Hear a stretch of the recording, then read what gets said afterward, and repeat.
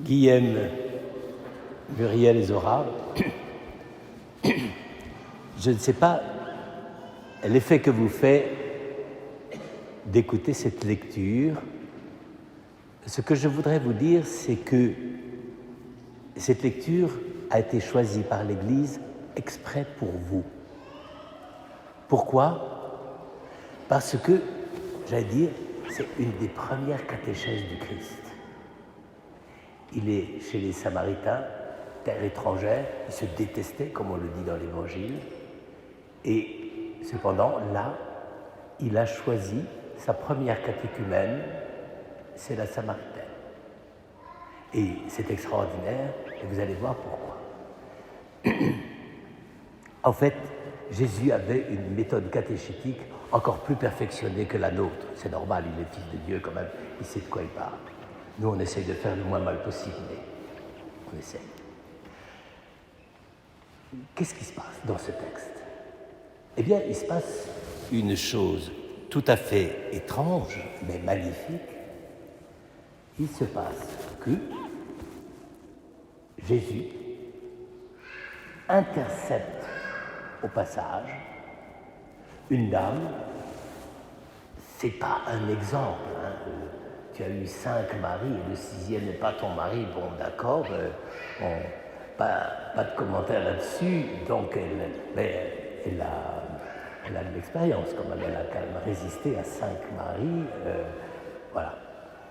Mais c'est une femme dont tous les traits de l'Évangile soulignent, si je puis dire, la vie quotidienne.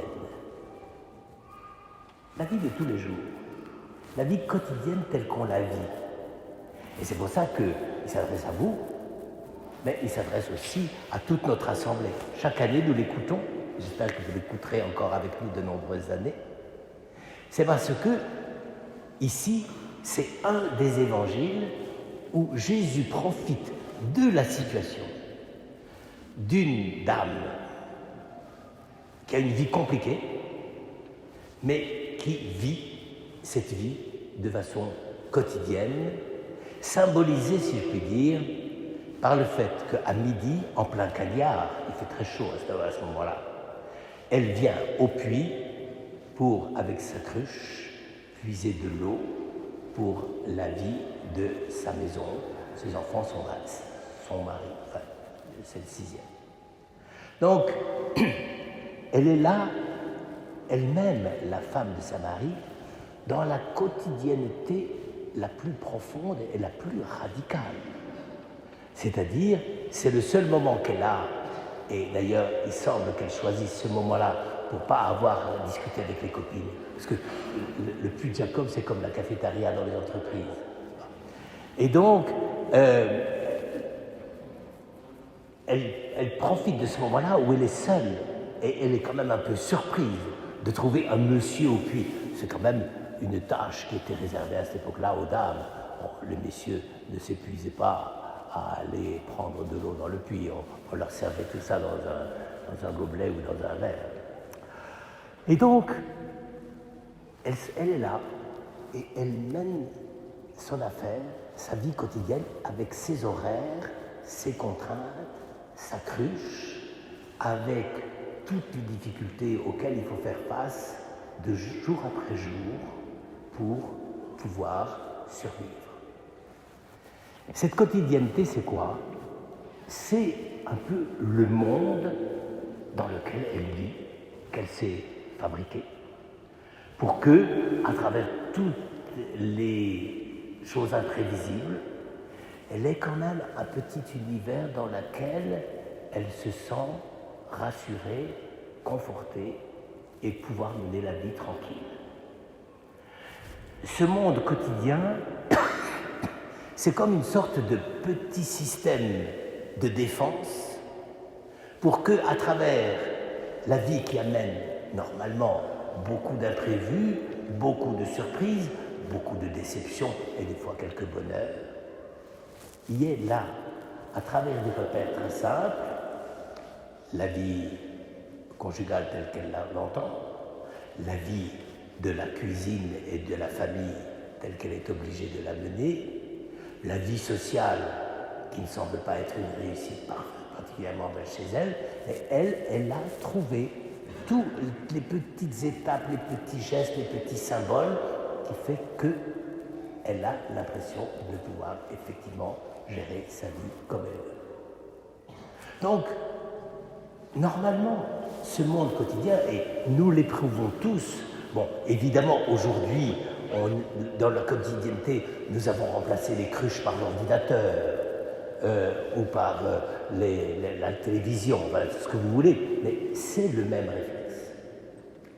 Nous avons une vie quotidienne dans laquelle nous essayons d'arranger les choses pour que notre vie personnelle et notre vie familiale soient tenues, contenues dans un monde d'habitudes, de coutumes qui nous paraissent évidentes, indispensables, et cependant, et qui est là et qui pèse sur nous.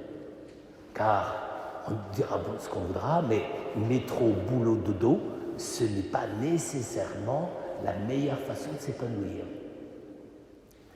Et donc, on est là devant un texte extraordinaire. Cette femme vit exactement ce qu'on appelle la vie quotidienne. C'est-à-dire, elle colle vraiment, c'est même pas aux événements, elle ne s'occupe pas de ce qui se passe ailleurs. Bon, elle dit, bon, évidemment, elle a dû lire dans La Croix ou le Pèlerin qu'à Jérusalem, on dit que c'est Dieu des Juifs qu'il faut adorer et que les Samaritains, il faut qu'ils adorent le Dieu des Samaritains. Bon, elle a quand même un tout petit vernis de culture religieuse pour parler de ça éventuellement avec ses copines. Mais on ne peut pas dire que ce soit les grands problèmes qui la préoccupent. C'est vraiment même tout à fait mineur. Et dans ce monde si bien cadré, si bien ficelé, si bien maîtrisé, eh bien, elle arrive là, elle débarque, et qu'est-ce qu'elle voit? Un homme tout seul, c'est déjà un peu suspect, au bord du puits, qui a l'air complètement fatigué par la route, donc qui montre son état de faiblesse. À cette époque-là, c'était encore plus mal vu qu'aujourd'hui pour les hommes de montrer leur état de faiblesse. Et donc, elle voit cet homme qui lui demande, apparemment, et c'est là où tout est ficelé, donne-moi à boire. C'est-à-dire, il lui pose la question qui lui est familière. Donner à boire, elle le donne tous les jours à son mari, à sa famille, dans sa petite ville. Donne-moi à boire. Et là, c'est un juif qui lui demande, donne-moi à boire. Normalement, ça ne se fait pas. À cette époque-là, vous savez, on n'avait pas lu Simone de Beauvoir. Hein, et donc, c'est vraiment une différenciation d'un comportement et les hommes et les femmes, c'est réglé comme du papier à musique. Alors évidemment, il donne-moi à boire. Elle dit, de toute façon, puisque tu es un mec, débrouille-toi. Tu devrais pouvoir t'en sortir tout seul. C'est ça qu'elle veut dire. Ne viens pas troubler mon univers quotidien qui consiste à remplir ma cruche à moi. Et alors, qu'est-ce qui se passe? Il lui dit, mais si tu savais qui te demande à boire, à ce moment-là, tu découvrirais autre chose. Alors c'est là que tout le ressort de cet évangile. La femme, comme je vous l'ai dit, elle vit dans une vie quotidienne qui est littéralement bétonnée. Tout est prévu, tout est minuté, tout est calculé.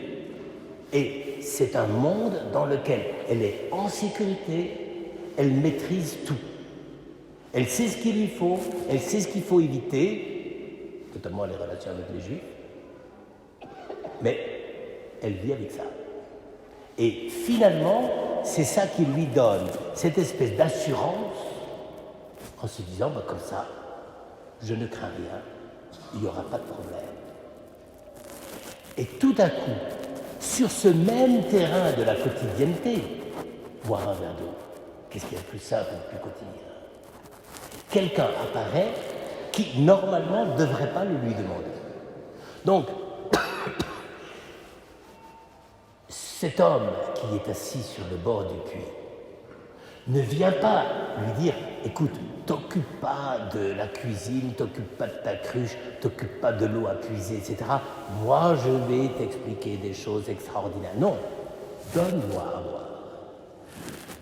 Jésus entre dans la quotidienneté de cette femme avec tous ses codes et toutes ses prévisions et lui dit « Est-ce que je pourrais avoir une toute petite place, un verre d'eau ?» Évidemment, la femme, ça la fait rigoler. Enfin, tu es nul, tu ne sais pas te débrouiller, tu n'as aucun moyen. Toi, tu n'as pas d'univers pour te débrouiller. Moi, le mien, il est parfaitement construit. Et alors, à ce moment-là, tout va s'enchaîner. Je ne développe pas, je vous invite, puisque maintenant vous avez le texte, je vous invite à lire ce récit dans cette perspective-là. Et vous allez voir comment tout le monde raisonne comme la Samaritaine. Les disciples qui disent « Mange, Rabbi », ils reviennent, ils le voient avec une femme. C'est pas très ric-rac, c'est pas très cachère. Hein. Mais, eh bien, il leur dit « Non mais j'ai une nourriture à manger que vous ne connaissez pas ». Il les reprend sur le domaine de l'organisation du repas. Et après, la femme, « Oh, je vois que tu es un prophète ». C'est-à-dire, en réalité, la femme, il ne faut pas croire qu'elle a eu tout d'un coup une illumination. En fait, elle a vu Madame Soleil. C'est-à-dire, il m'a dit tout ce que j'avais fait. Bon, évidemment, c'est des choses qui arrivent, n'est-ce pas? Mais elle n'a pas encore compris ce qu'il voulait dire. Elle l'a récupéré dans sa quotidienneté, son horoscope qu'elle lit dans Point de vue Image du Monde. Et donc, tout dans la vie de la Samaritaine, apparemment, cherche à réduire la présence de Dieu à rien du tout. Or, précisément, c'est cette insistance de Jésus à rentrer dans sa vie quotidienne de la façon la plus discrète, la plus simple et la plus humble possible pour dire à cette femme, maintenant, je ne te dis pas que tu sortiras, que tu te libéreras de ta vie quotidienne en ayant des grandes idées, des grands projets, en cherchant Dieu à travers des expériences mystiques, etc. Je ne te dis pas ça. Je suis là. C'est exactement ce que vous allez recevoir aujourd'hui matin. Évidemment, un tout petit peu d'eau. Mais qu'est-ce que vous recevrez? La présence de Dieu.